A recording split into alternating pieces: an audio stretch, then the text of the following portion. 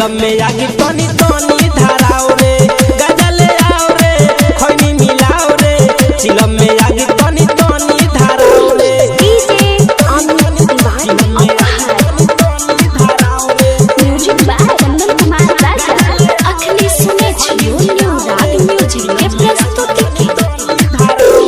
आके तनी पीलो न बाबा के बूटी पैदल चलत रह हिम्मत ना टूटी पैदल चलत रह हिम्मत ना टूटी आके तनी पीलो न बाबा के बूटी पैदल चलत रह हिम्मत ना टूटी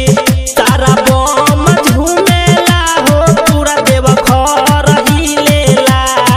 सबे महाराए के कान कान्हा पक्का मर डोलेला लागल बाटे अलम त कवनो भावना बनाओ रे गजले आओ रे खैनी मिलाओ रे चिलम में आगी तनी तनी धाराओ रे गजले आओ रे खैनी मिलाओ रे चिलम में आगी तनी तनी धाराओ रे डीजे अमित तिवारी अखनी सुने छियो न्यू राग म्यूजिक के प्रस्तुति के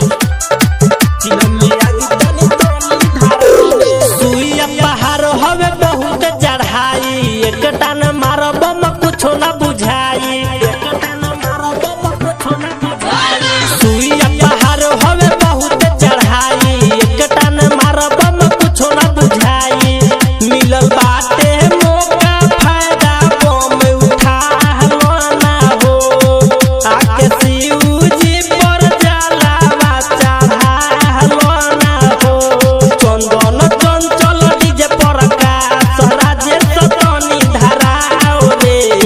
गजले आओ रे खैनी मिलाओ रे चिलम में आगी तनी तनी धाराओ रे गजले आओ रे खैनी मिलाओ रे चिलम में आगी तनी तनी धाराओ रे होई मोतिहारी के सुनो कांवरिया पैदल जातानी देवघर नगरिया घटी न कबू तनिको सा पावर बोलबम के नारा लगाओ रे